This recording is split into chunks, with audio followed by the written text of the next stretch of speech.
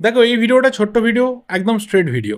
East বেঙ্গলের coach selection নিয়ে আপাতত যা কিছু আপডেট উঠে আসছে, যা কিছু রিপোর্টস বেরিয়ে আসছে, সেই রিলেটেড কিন্তু কথা বলার রয়েছে। আর ইন্ডিয়ান ন্যাশনাল টিমের যে ম্যাচ রয়েছে ভিয়েতনামে, ট্রাই নেশন সিরিজ রয়েছে, বা সেটা ট্রাই নেশন সিরিজ আদৌ হবে কিনা সেই রিলেটেড একটু ছোট্ট করে কথা বলবো। শুরুতে অবশ্যই বলবো আমাদের ট্রাই নেশন সিরিজ যেটা ভিয়েতনামে রয়েছে, 9 তারিখ 12 তারিখ দুটো ম্যাচ ছিল।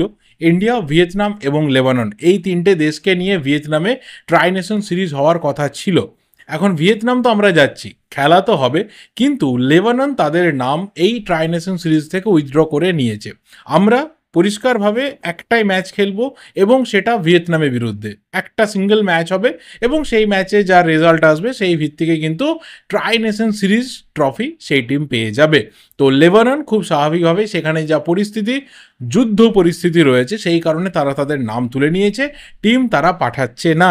খুব স্বাভাবিকভাবে একটা যুদ্ধ বিধ্বস্ত দেশ, সেখান থেকে প্লেয়াররা আসুক, তারা কোনো রকম সমস্যার মধ্যে পড়ুক, এটা একজন সচেতন ফুটবল ফ্যান হিসাবে নিশ্চিতভাবেই আমরা চাই না।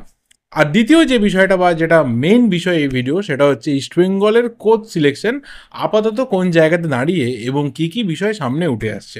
দেখো, ফাইনাল একটা শর্টলিস্ট কিন্তু এই মুহূর্তে রেডি, এবং সেটা চারদিকে চোখ কান পাতলে পরিষ্কার বোঝা যাচ্ছে যে Oscar Bruzon, Spanish tactician, Spanish manager, সেই অস্কার ব্রুজোকে ইস্টবেঙ্গল প্রায় চূড়ান্ত করার পথে রয়েছে। কিন্তু বেশ কিছু বাধা বিপত্তি বা বেশ কিছু শর্ত তার সামনে কিন্তু ইস্টবেঙ্গল ম্যানেজমেন্ট দাঁড়িয়ে রয়েছে। কিন্তু তার আগে একটু ফ্ল্যাশব্যাকে অন্য কথা বলা যাক, সেটা হচ্ছে কার্লোস কোয়াদ্রাতকে যখন ছেড়ে দেওয়া হলো বা কার্লোস কোয়াদ্রাত নিজে থেকে যখন রিজাইন দিলেন, তখন কিন্তু ইস্টবেঙ্গল কিছু কিছু ক্ষেত্রে লাভ কুড়িয়েছে। এবার অনেকে বলছেন যে কার্লোস কোয়াদ্রাত যে রেজিগনেশন দেবেন, এটা তারা অন্ততপক্ষে ভাবনাতে আনেননি বা এটা তারা কল্পনাও করেননি।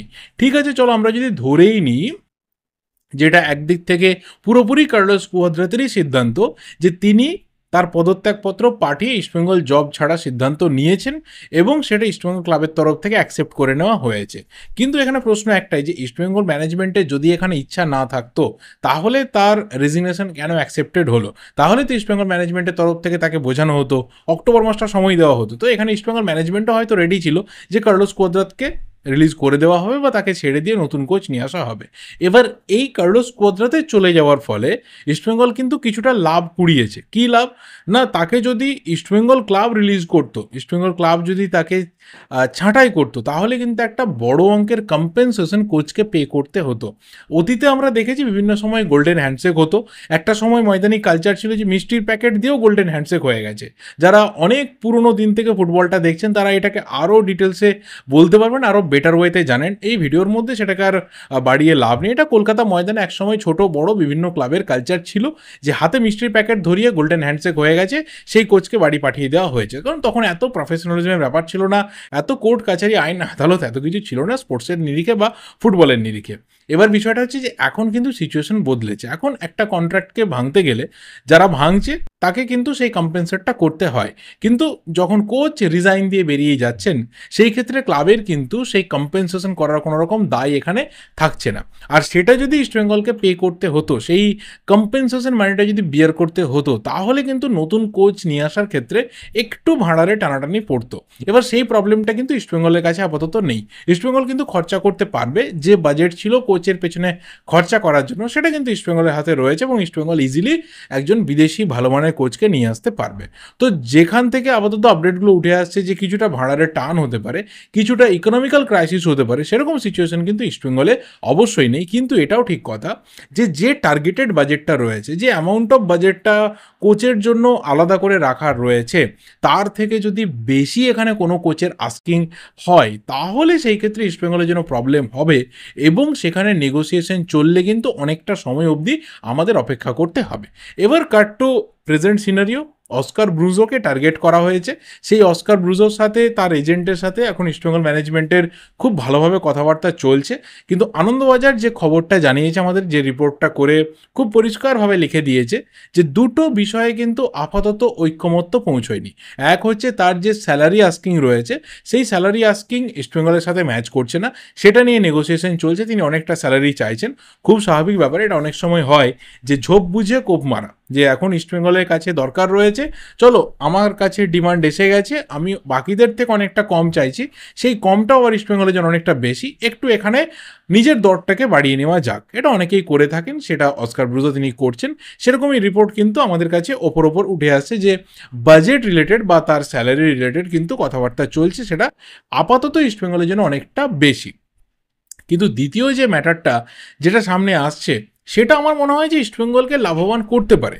এই খরচাটা হলেও, মানে যাই খরচা হোক না কেন, পরবর্তী সময়ে দ্বিতীয় যে ম্যাটারটা উঠছে সেটা কিন্তু ইস্টবেঙ্গলকে হেল্প করবে। সেটা হচ্ছে অস্কার ব্রুজো শুধুমাত্র নিজে আসছেন না, তিনি আপাতত একটা শর্ত রেখেছেন যে ডিসেম্বর মাস কমপ্লিট হওয়ার পর জানুয়ারি মাসের উইন্টার ট্রান্সফার উইন্ডোতে ক্লেটন সিলভা, যে আপাতত আন্ডার পারফর্মিং একটা প্লেয়ার, যাকে নিয়ে খুব একটা এখনো অবধি ইস্টবেঙ্গলের লাভ হয়নি, যার এক্সটেনশনটা নিয়েও তখন কথা বলেছিলাম, সেটা আপাতত সবাই বুঝতে পারছে যে সত্যিই সেই এক্সটেনশনটার কোনো দরকার ছিল না, আরও বেটার, আরও ইয়াং, আরও শার্পার কোনো ফরওয়ার্ডকে ইস্টবেঙ্গল সই করাতেই পারতো। কিন্তু এটাও ঠিক কথা যে কিছু কিছু ক্ষেত্রে হয়তো একটা প্লেয়ারের বয়স বা তার টাকার অঙ্ক বা তার ডেলিভারির থেকেও বড় কথা যে প্লেয়ারটা কতটা লয়াল, কতটা টিমকে হেল্প করেছে, এগুলো অনেক সময় ম্যাটার করে। কিন্তু সেটা তখনই ম্যাটার করা দরকার যখন তোমার ফরেনার স্লটটা অনেক বেশি থাকবে।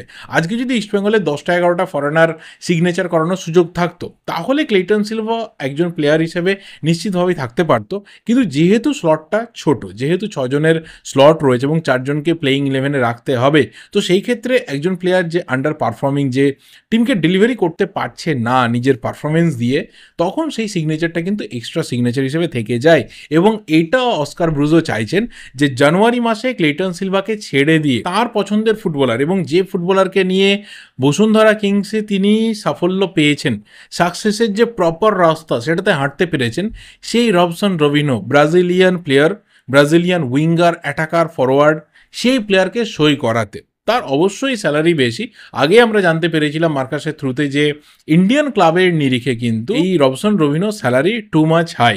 তো সেটা ইস্টবেঙ্গল খরচা করবে কিনা, দ্যাটস অলসো আ ম্যাটার। এই জায়গাতে দাঁড়িয়ে পুরো ডিলটা কিন্তু দাঁড়িয়ে রয়েছে যে ফাইনালি অস্কার ব্রুজোকে ইস্টবেঙ্গল কোচ হিসাবে নিযুক্ত করবে কি না।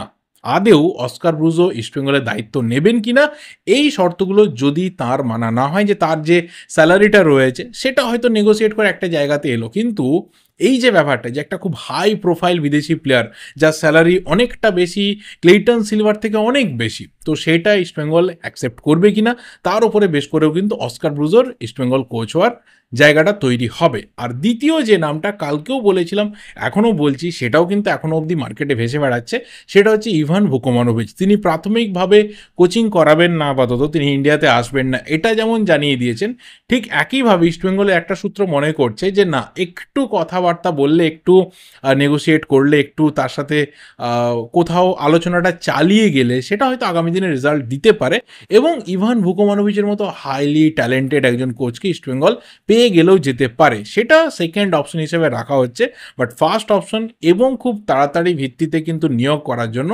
Oscar Bruzon is the first name. এবং ইস্টবেঙ্গল চাইছে যে ডার্বির আগেই কিন্তু এই প্লেয়ারকে নিয়ে চলে আসতে, ডার্বির আগেই তাকে ইস্টবেঙ্গল টিমটার সাথে জুড়ে দিতে, যাতে তিনি অন্ততপক্ষে ডার্বিতে একটা ভালো টিম নামাতে পারেন। এবং তারপর যেটা সবথেকে মেজর জায়গা রয়েছে, জেএফসি চ্যালেঞ্জ লিগে সেখানে খেলতে গিয়ে ভালো পারফরমেন্স করা।